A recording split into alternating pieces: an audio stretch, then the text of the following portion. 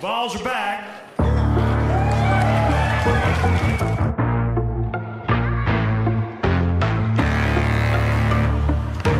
Yeah. Money make the world go round. I'm trying to get it all right now. Everybody worry about the crown being. Look, homie, I'm the man right now. Talking to a peon, kind of time we on. Don't roll like the kind of take eons. Got a little buzz, it's time to go beyond. Can't look back, no time to hit rewind. Yeah, she wants to do S class. I'm like, boo, you must ask. They pour way too much in your glass. Just move your hips like a whole up class. Get the gab, I talk that gab. Strut like up and I walk that shit. When I'm up, that's it. I'ma start living reckless. Get that bag, I'ma walk like this. Yeah, I'ma walk like this. Hit that lane, I'ma walk like this. Walk in the spot, but they all get lit. Tell them on flow, let me talk my shit. Every song bang when they drop in hit. Say it on the man, post stop, no miss. Over your head, next time don't slip. Play your part, better read that script. Yeah, I'ma walk like this.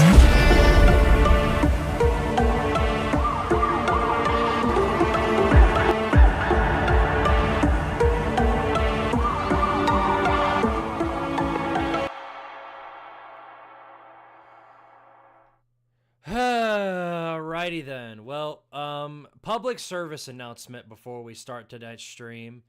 There is one thing I would very much like to address before we get the ball rolling here on today's podcast. We're coming up on a very important date in history, and it's very important that we, in America, make sure that we make the right vote. And I want to go ahead and address everybody here in this live chat. It is time to vote, and it's more important than ever to get the right vote. So, since I've been booming on this channel as of recently, I feel like it's very important to let everyone here know who I will be voting for. Because this is a very important time in history, and it's very important that I am going to address who I'm voting for. You guys already know. I will be voting for Dylan Sampson in the Heisman race. And he better win. He better win. He may not, but if he doesn't, I'll be very, very big mad.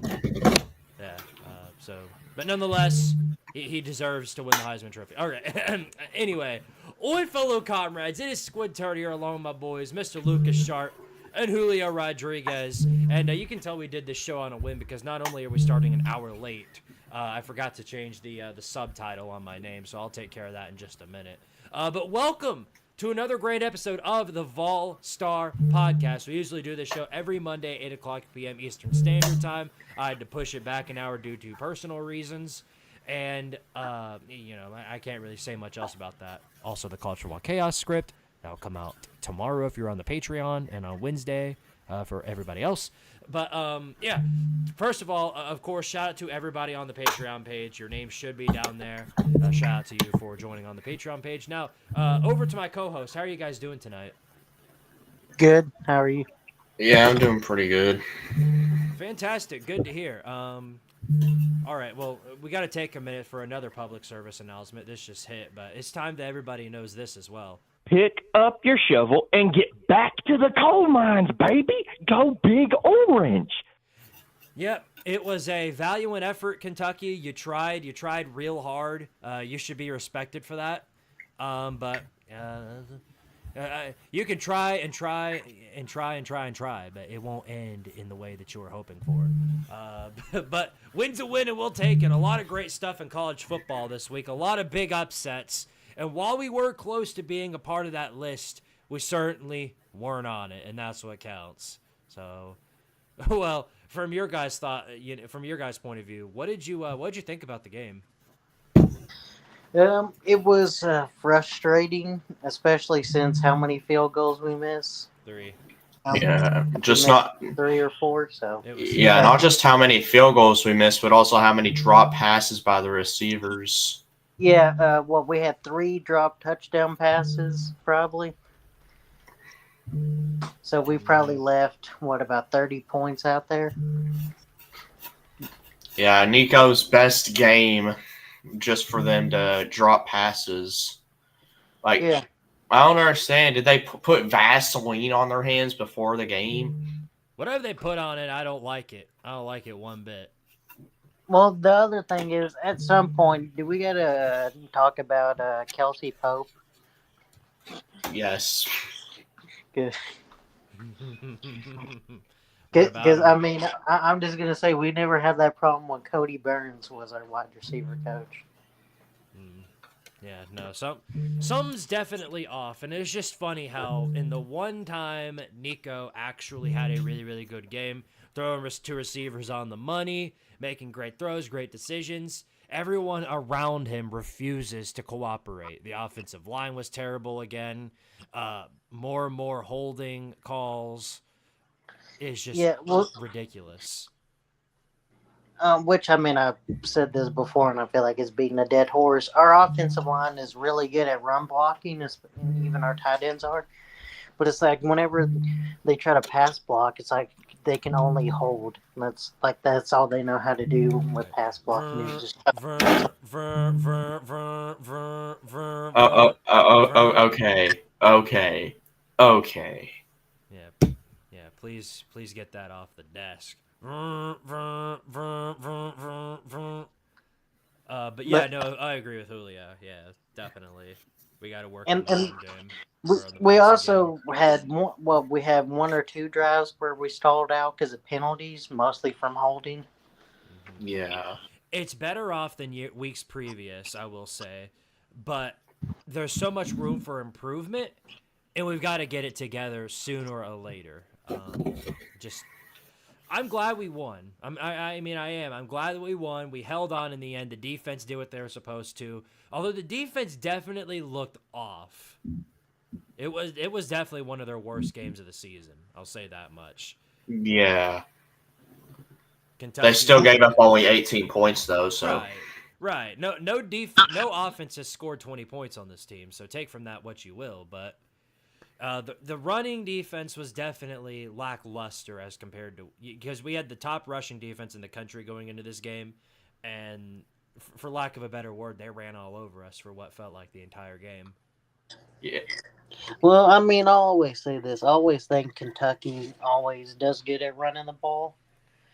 I mean, that's kind of Mark Stoops' team is built on is just running the ball. So I thought they'd have a little bit more success than other people, but I just thought, just by the way, they had played beforehand that you know that they probably wouldn't score mostly just because I didn't think their passing game would be that good. But their passing game did show up a little bit, Mm-hmm. and they made some plays, especially Well, that big one-handed catch. But Jamarian Wilcox, he had 102 yards.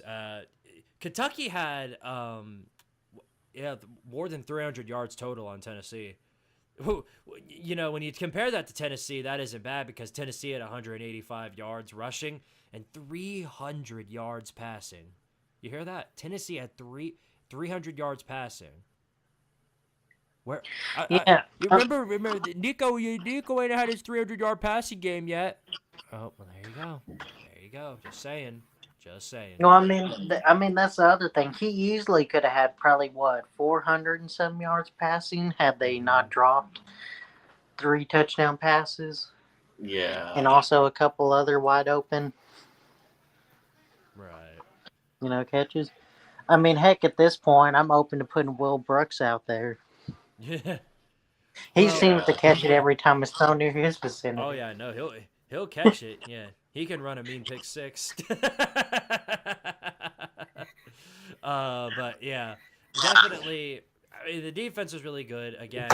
As much as I kind of trashed them here in this stream, they did play still really, really good. Held Kentucky to 18 points. Will Brooks, of course, had the interception that shifted momentum to us.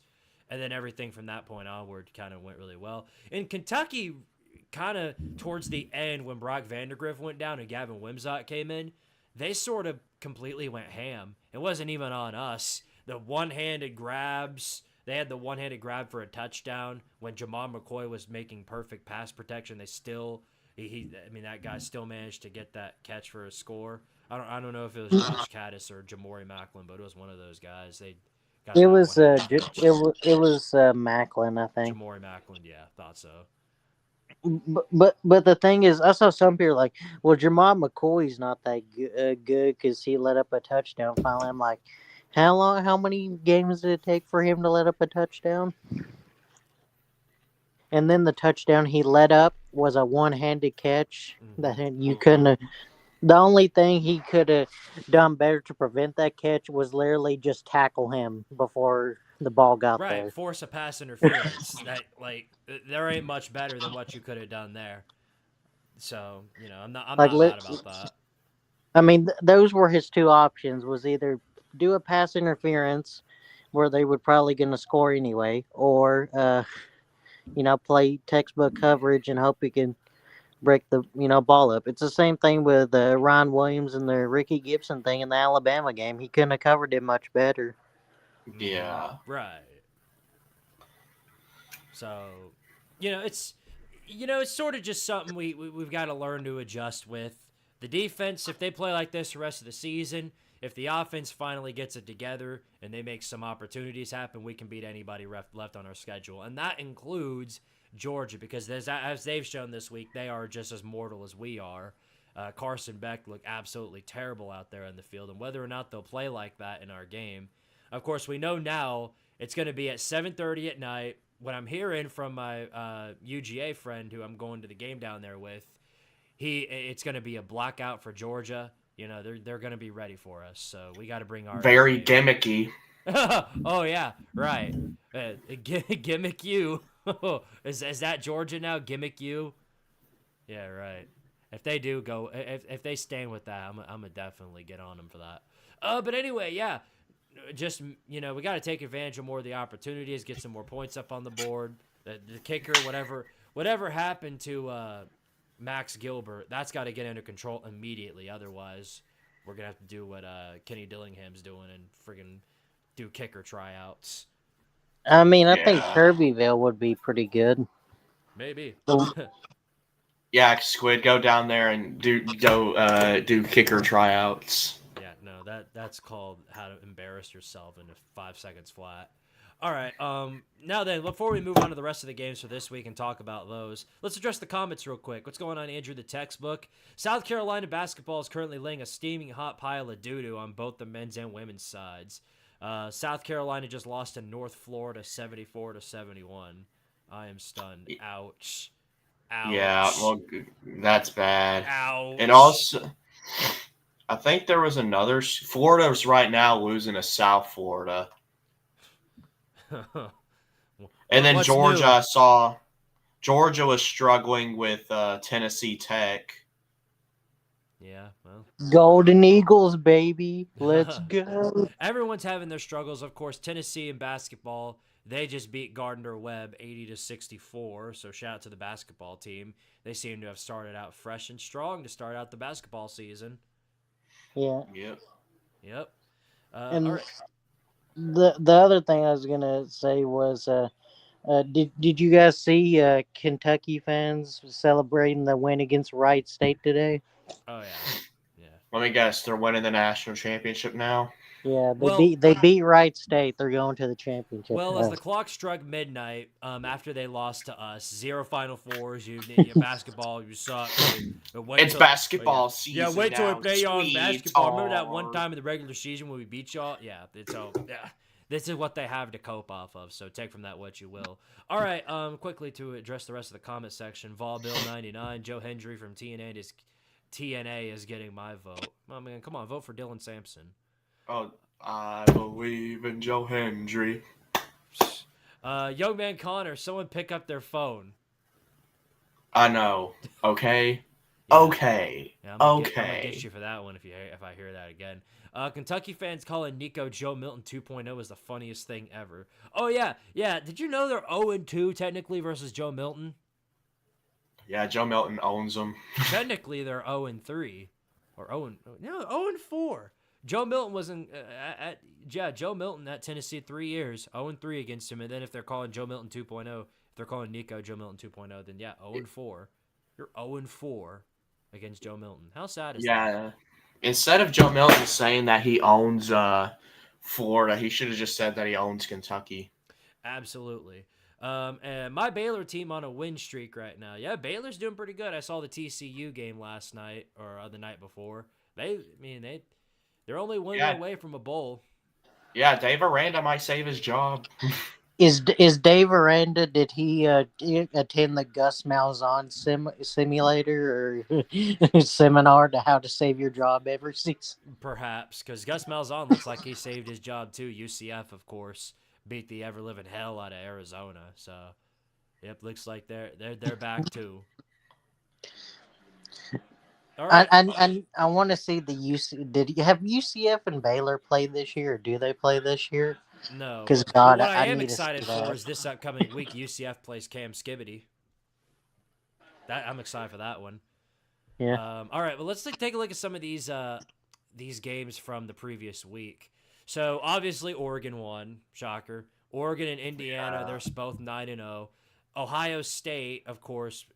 Will Ohio State, will they ever lose to James Franklin? No. Don't think so. No. I really don't get it with Penn State, man. Every single year. The only time they've ever lost to James Franklin was 2016. Yep. And that was whenever they lost because of, what was it, a blocked field goal, I Yep. think. Yeah. That's exactly right. So, yeah, it's going to be a long time before we see that again. Every time these two teams meet, it's just the most vanilla, weak play calling you've ever seen in your entire life. It's just, this gets really old.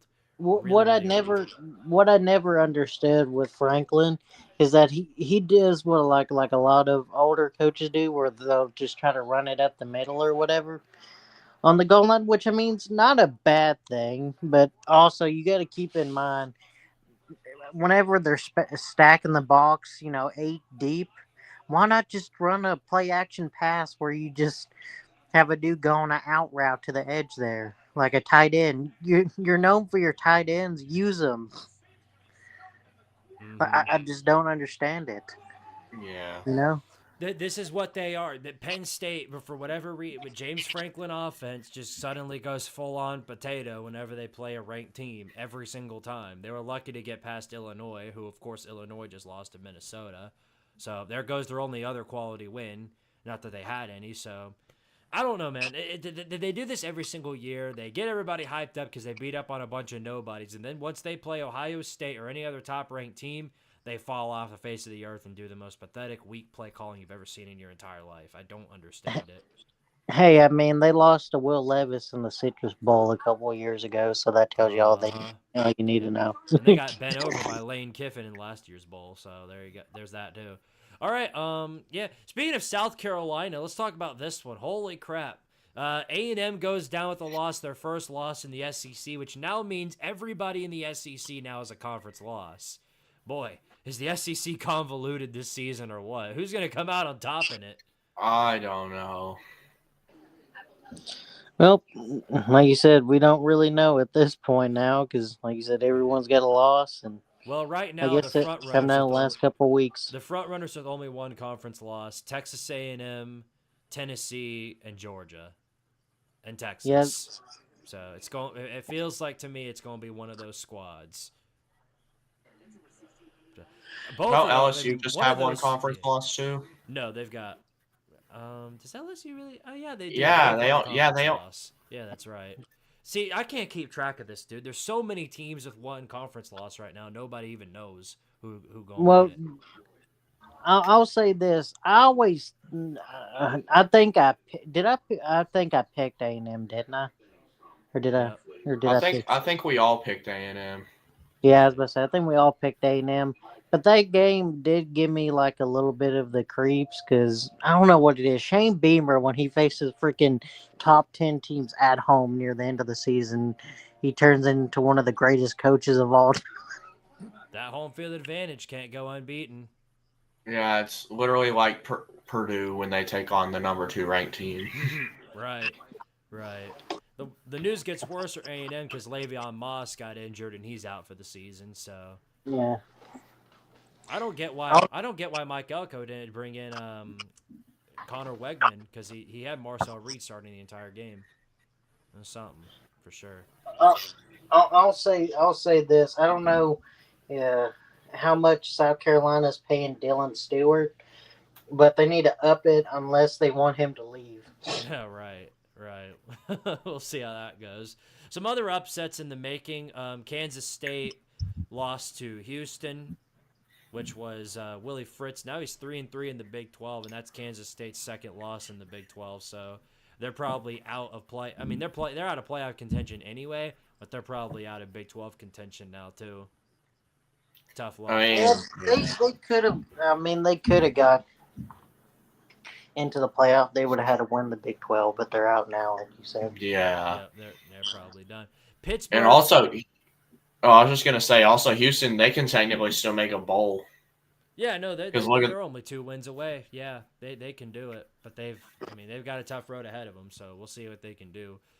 SMU and Pittsburgh. Pittsburgh took their first loss of the season in blowout fashion. They got absolutely railed by SMU. Looks like the horses are better than what was expected. I thought Pitt would put up a better fight. Right, yeah. They got drug across the field the entire night. Yeah, I guess Pitt finally had to play a real team. Guess so. Pittsburgh and Penn State, they're under the exact same umbrella, aren't they? Same state, same result. Yep, there you go. Iowa State lost to Texas Tech. That's their first loss of the season. And Texas Tech, that doesn't surprise me nearly as much as some of the others because Texas Tech's been playing good football. They just couldn't close out their games. So yeah, I mean they easily could be what are they 6-3? They easily could be 8-1. Yeah. Oh yeah, for sure. Then of course Indiana blew out Michigan State, so they're still undefeated. Army's still undefeated. They blew out Air Force. I know I've been harping on Indiana the past couple weeks, but I mean they look good. I mean I guess we'll see what they're made of whenever they face Ohio State. Yep. And Elaine Kiffin wiped the absolute floor out of Arkansas on the road. Great, make us look worse, why don't you? Which, speaking about that, did y'all see where the ESPN thing said if Tennessee has 2 losses, we probably won't get in because Notre Dame will probably have 1 loss? Well, that's ridiculous, though. I haven't seen anything like that, but doing playoff what-iferys is just a waste of time because most of those things are going to change next week anyway. Who cares? Oh, man, I know, but I can't remember. I think it was, Heather Dinich or whatever her name is. Mm-hmm. They're like, yeah, if Tennessee loses to Georgia like we think they're going to, then, I don't think Tennessee has much room because you'll have, 11-1 Indiana with only lost to Ohio State. Right. You'll have a 1-loss Notre Dame. And someone said, I don't even think you could say if Alabama wins out that Alabama would have a better resume than them. And I'm like, hello, we beat Alabama. Like, what the fuck are you talking about? Whenever they brought up Alabama. Do what they can to bring in Alabama. Quality washes, though. We got them quality washes. No, but I'm sorry for my language, but like whenever I saw the Alabama thing, I was like, all right, this is. I was like, this is horrible. Who? I was like, I don't know why they wrote this. Don't forget them. I was like, could you imagine? I was like, could you imagine using that logic for any other team? Nope. But speaking of quality losses, let's talk about this team. Clemson. Oh my goodness, what's wrong with y'all? Did y'all have the balls to post the score this time? The final score, y'all lost at home, 21-33 to Louisville. The birds with teeth. They went into Clemson and put the whooping on you, and they rushed the field for it too. Daggum. I mean, that was just awful, and that wasn't even like Cade Klubnik had a pretty good game, so it wasn't the fault of the offense. The defense just looked absolutely horrifically, just terrible. I don't know how much longer they're going to keep their defensive coordinator, but golly, is bad. It is no good down there on the rock. I'll say this: Cade Klubnik is definitely improved, but I just with Clemson, I don't know. Like, what was it? Josh Pate said. I think he said like this permanently has damaged Clemson. It was something like that.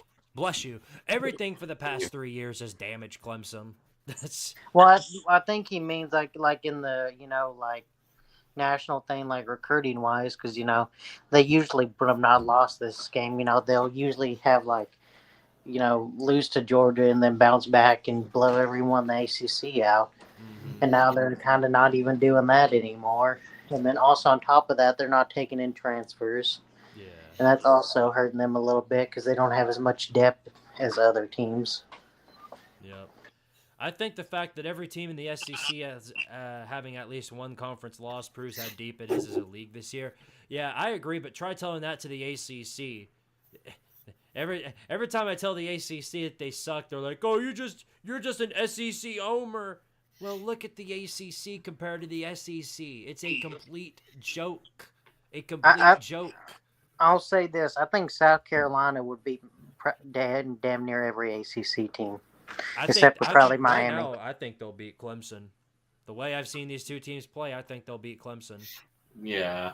I mean, I'm just being honest. I think, like I just said, South Carolina probably beat every team, probably except Miami. I think even then, it still might even be a game. The College Football Playoff Committee would have Germany win World War II quality losses. Yep, I agree. That's funny. All right, well, that's your quick review of the previous week. I'll talk more in depth about it on College Football Chaos. But, this is a Tennessee show. We talk about Tennessee on here. We kind of keep it directly to that. But we do love to talk about all the other teams, too. It's fun. But anyway, let's roll. Why don't we go ahead and waste no more time and roll into Week 11? Why don't we? All right. Week 11. We're in Week 11. Also, on an entirely unrelated note, I do want to go ahead and mention this. Rice. Didn't Rice have like a huge comeback victory? Yeah, they beat Navy. That's right. So me and Julio were tied. Well, I looked at the what was it, the ESPN FBI, which I know is not really the best things, but it is predicting me and Lucas to be in a tie for our teams. Squidtard is gonna. If that happens, Squid's gonna have to pay me $10 and Julio $10. Well, let's a tie by how? They both finished 5-7. I think they're predicting both our teams to finish 4-8. Oh boy, that's going to be real tough. We're gonna have to figure out a tiebreaker because obviously I can't have just me paying both of y'all. Something is. Well, what do we do about that? The tiebreaker. I don't know. Do we spin a wheel or something?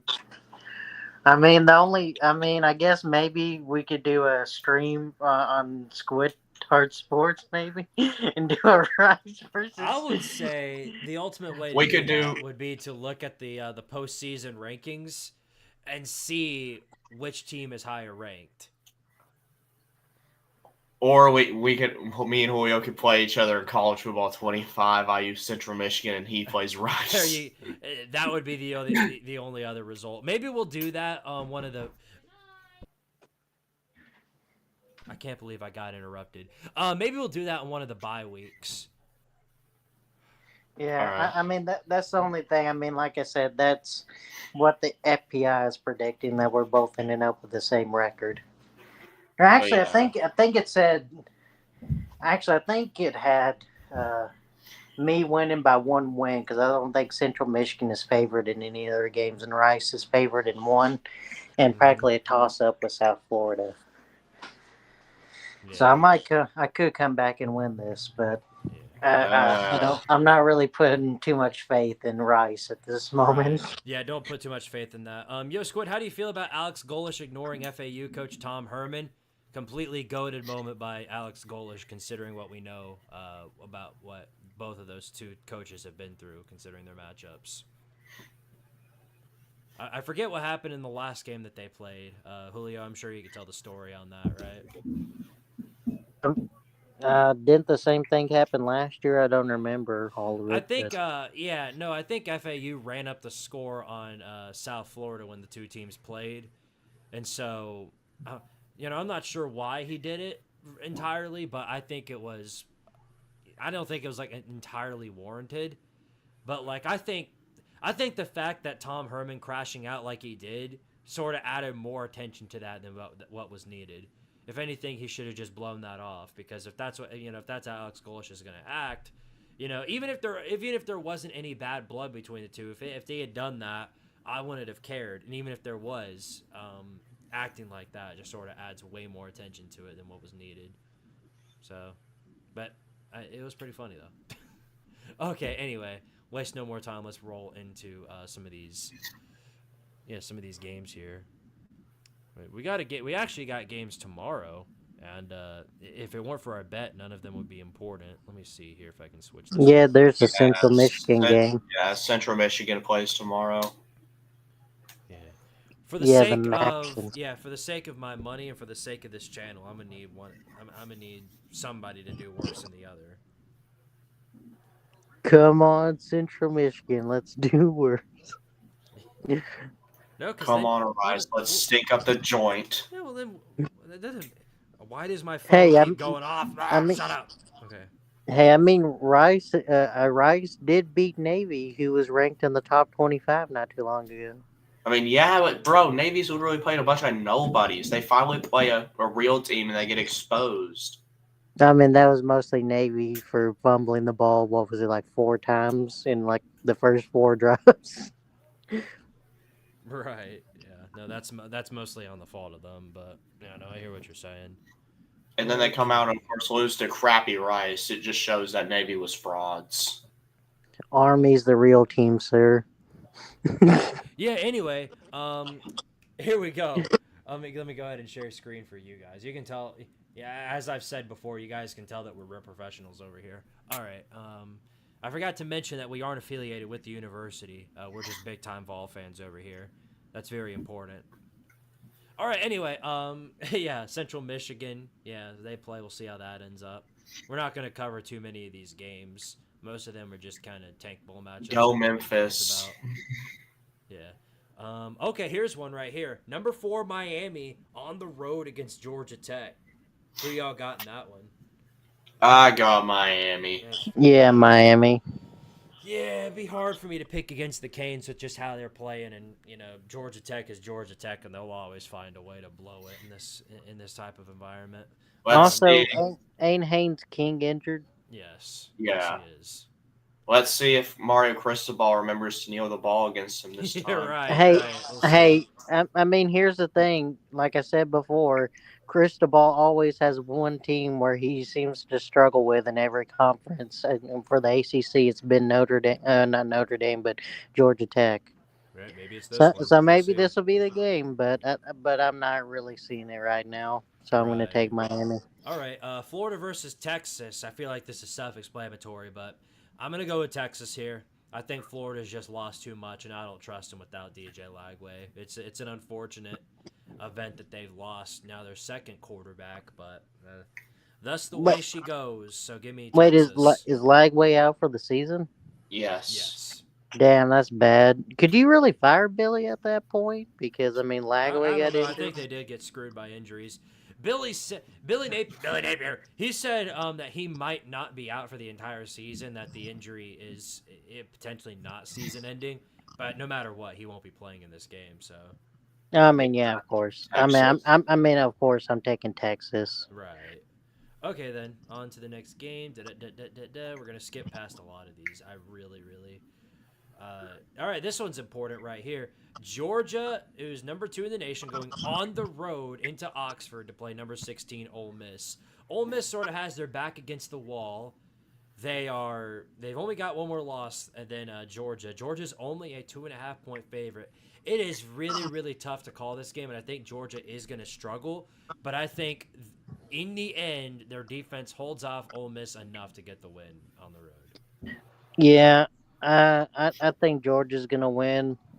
I do think it might be pretty close. I mean, I know Georgia's only 2.5, but I feel like a lot of people expect it to be a lot, probably like a multiple touchdown game, which I don't really foresee happening, especially after the way Carson Beck is, I don't know, try to throw away games this year.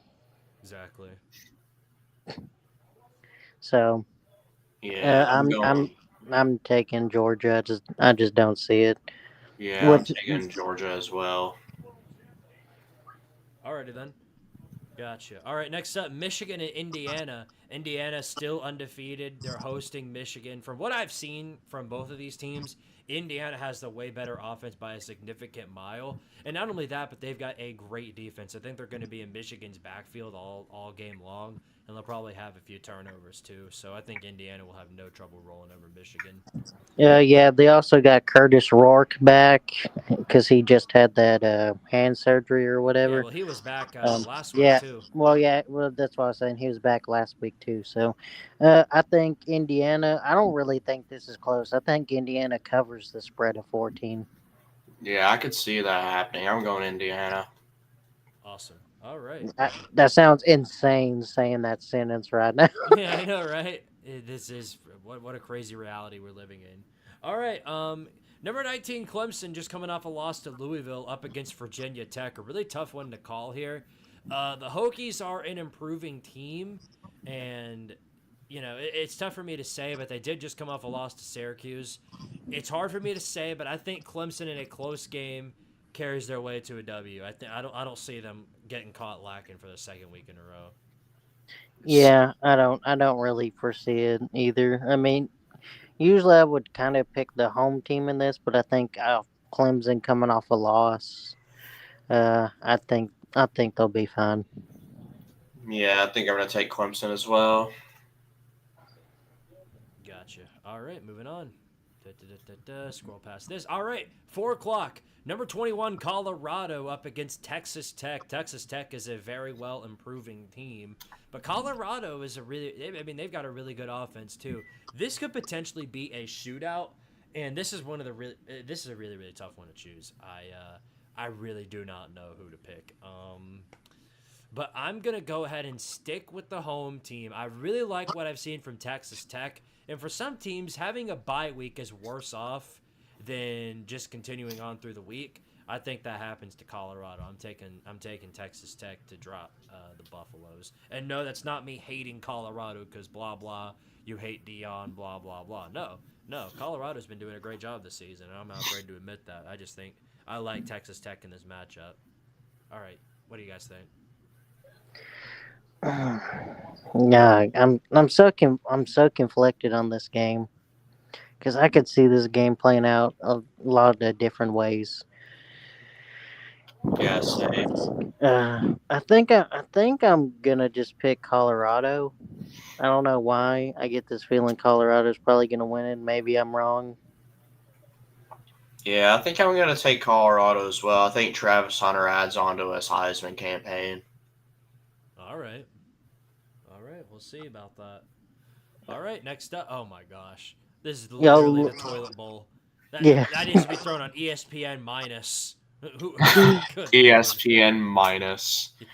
What are you talking about, Squid? That's the game of the year. That's ESPN division right there. That's terrible. ESPN multiplication. Yeah. ESPN ate the Ocho matchup. Yeah, exactly. I don't even want to cover that one. PBS Kids. The Chuck E. Cheese channel. Oh my God! Tulane's favored by 27. Yeah, Temple's bad. Yeah. Temple's bad. All right. On the SEC network, South Carolina 3.5-point favorite going on the road into Nashville to face off against ranked number 24 Vanderbilt. Boy, this is a more important matchup than people think. This is two pretty good teams in the SEC battling it out here. I really have no idea who's going to win this one. I like Vanderbilt. I think I would be siding with them. I think Diego Pavia has played really, really good ball, and South Carolina has looked really, really good too. But they're on a roll right now. When South Carolina gets hot, they're red hot, and I think they're playing better ball than what people are giving them credit for. I'm taking South Carolina to win a close one on the road. Who y'all got? Oh God, I really want to pick Vanderbilt just so we could have a better matchup with them, but I think South Carolina, like you said, whenever Shane Beamer's team gets hot, they get hot. So yeah, I think South Carolina is gonna win. All right, both of you guys are picking South Carolina. You know what they say when it comes to picking games and in like these tough type of games, and like all the other people pick the same team, that means that the other person just has to pick different. So I'm going Vanderbilt. Can't argue with that logic. All right, then. Moving on to the next game here, scrolling down all the way. You guys see Oregon rolling Maryland like I do? Yes. Nah, I got Maryland. Of course you do. I'll say this. Okay, I don't know what it is, but Mike Loxley outside of September is horrible. Like he's No, like I know he's undefeated terrible. in September, and then after September, he's just complete garbage. Like Yep. I don't. He's like the complete opposite of Nick Saban, where Nick Saban is like never lost in September or what, but also hardly ever lost in November. Mike Loxley's like the complete opposite. Like he just can't win. All right, but seriously, Oregon should win. They're looking like the best team in the country right now.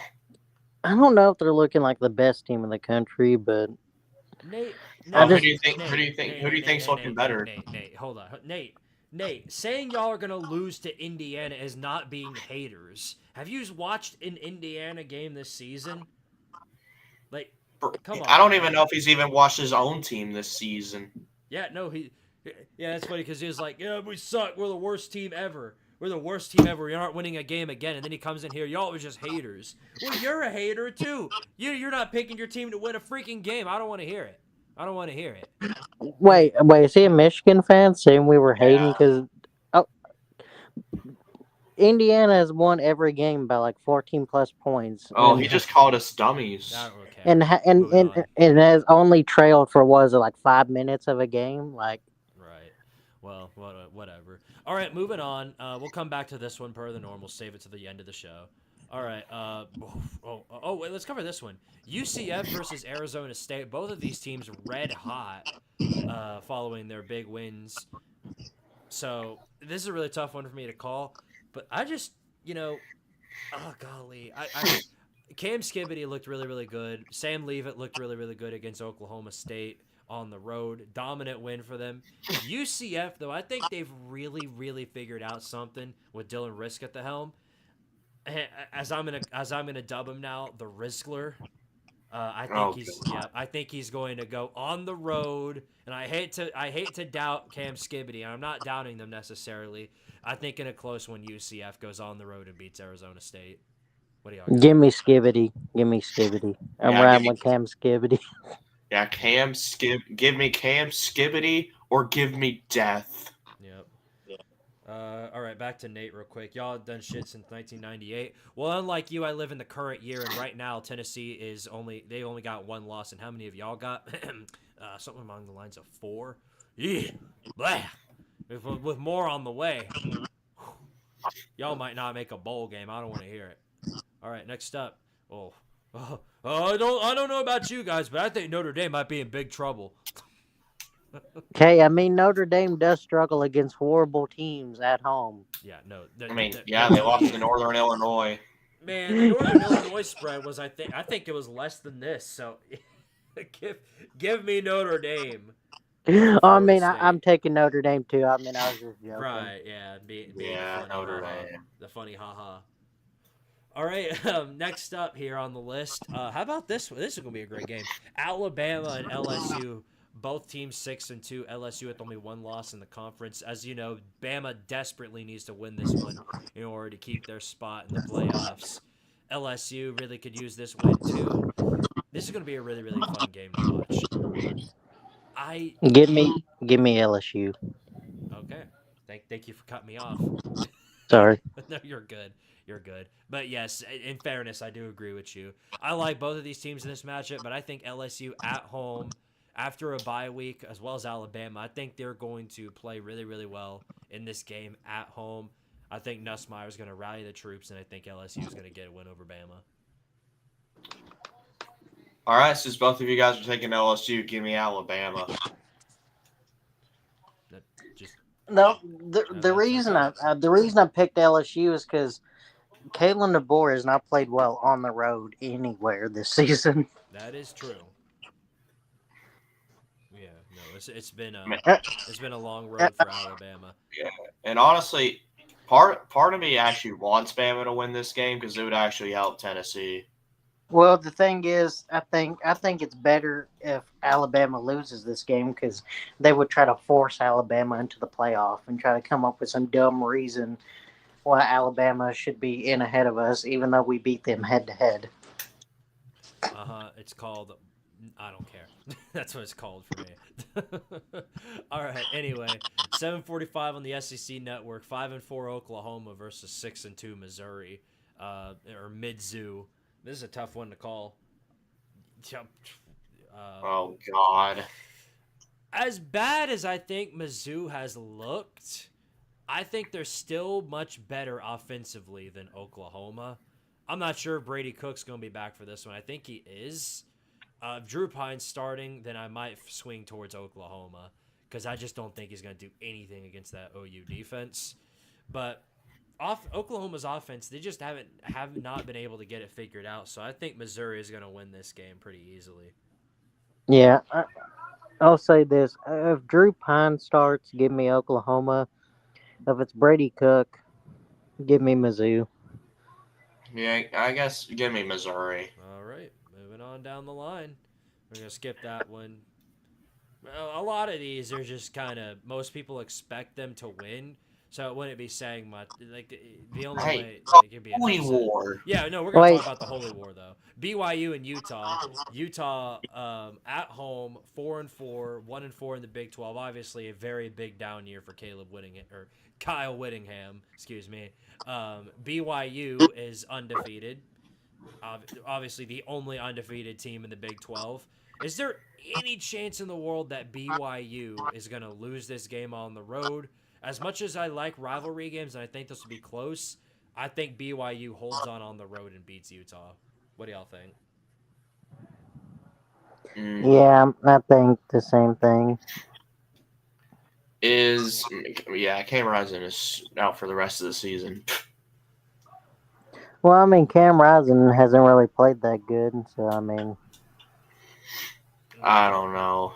I just think. I mean, I just don't see it. I mean, but like you said, of course, it's a rivalry game; anything can happen. So I mean, Yeah, I mean, and if you look at Winsipedia, this is a very, very competitive rivalry. Oh yeah, no, I do think this will be a good game. I think they're going to give BYU all the trouble they can afford to give them. I just don't think that in the end they hold on enough to knock off BYU. I just think they play like a way better team. They just got a way stronger team overall. And unlike Utah, they've got all their personnel to stack against BYU, who of course doesn't have Cam Rising, I just don't think they've got the personnel to get the job done. You know what? Yeah, give me BYU. Yeah. Let's see. Back to the comments here. Nate, I've been hearing Tennessee fans that they'll be in the playoffs, and yet they haven't been to a playoff. Well, again, at least we have a chance. And I don't know what from Tennessee fans you've been hearing they're going to go to the playoffs. Probably everybody, since Tennessee is a playoff team right now. But anyway, look, I like you, Squid, but I ain't a quitter on my team. Nobody said you were, but you came in here all hostile when we said Michigan was just going to lose to Indiana. Oh, you're just hating on Michigan. No. I'm sure you've seen both of those teams play. Do you think Michigan's got a good shot against them? I don't think so. Yeah. What's up, Amada? All right, then. Well, let's waste no more time and cover this one. The big one. The Tennessee game. Tennessee hosting Mississippi State. Like Kentucky, Mississippi State is not very good. In fact, I'd say they're probably way worse off than Kentucky. They're 0-5 in the conference, 2-7 overall, going on the road into Neyland Stadium for homecoming against Tennessee. This is 7 o'clock kickoff, another night game. And yes, before you ask, Georgia also is a night game, which means that'll be our 8th night game of the season. It's pretty crazy to think about. Crazy. Or it might be our 9th? No, our 8th. Our 8th. Is it? Okay, hold on. Let me do the math. Chattanooga and Alabama, the only 2 non-night games that we've played all season. So NC State, Kent State, Oklahoma, Arkansas, Florida, Kentucky, Mississippi State, Georgia. So that would be our 8th That's our 8th night game. That is unbelievable. Anyway, enough babbling about that. Tennessee is a 24-point favorite, and they're a 93.9. They have a 93.9% win percentage to win this game. You get the idea. Tennessee is a heavy favorite in this matchup. No reason why they shouldn't win this game, especially if they are a playoff team. So, with that being said, I'm going to take it to who wants to start, Lucas or Julio? Who wants to start and give their prediction? Julio can go first. Okay. I think we win 31-14. Straight to the score prediction. Daggum. I mean, I don't really know too much about Mississippi State. I know Michael Van Buren's a pretty good quarterback. That's about all I really know. I know Kevin Coleman's a good wide receiver. I mean, that's about all I really know. I don't know too much about their, defense or anything like that. Most of their stuff is on offense. I mean, not good. There you go. That's all you need to know. And I mean, that's all. What I'm saying is that like all their weapons are, at least in my opinion, are on their offense. Yeah. But so I mean, that's just why I went straight into the score prediction, because I mean, I don't really know too much about their defense, because their defense hasn't really been this good. But the only reason I got is scoring that less amount of points is because we keep on shooting ourselves in the foot by dropping wide open passes. Mm-hmm. Yeah. And I feel like I'm kind of being pretty generous, considering we have not scored 30 points since, what was it, the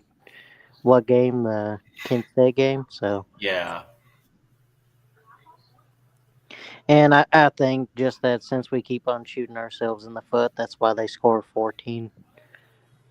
Mm-hmm. So Well, that's just my logic behind the score. All right. Lucas, you don't have to give your score prediction off the bat, but you can tell us what you think about the game or who's going to win. I just know that Tennessee's going to win. Like Julio said, I don't really know much about Mississippi State either. I'm just going to go on a score prediction right now. I'm going to say Tennessee wins. I guess 28 to, I don't know, 10. All right, then. Well, I will give my thoughts on the game right now, then. So, yes, I do think Tennessee is a heavy favorite in this matchup for a good reason. They have a really good defense. I think their offense... And look, I'm done trying to pretend that I think Tennessee's offense will somewhat get it together down the line. From what I've seen, I don't think that's ever happening. I don't think there's a scenario where Tennessee's offense clicks on all cylinders, because I've been predicting that for the past 5 weeks, and it's never happened. I don't think there's going to be a scenario like that. It's going to be one of those things where I just have to believe it to see it. And until I actually do, I'm going to say that Tennessee's offense kind of comes out lackluster, probably only scores about 13-something points in the first half. Kind of the usual. I do think that they're going to have an easier time scoring rather than previous games, because Mississippi State's defense, remember, it's just absolutely terrible, just miserable.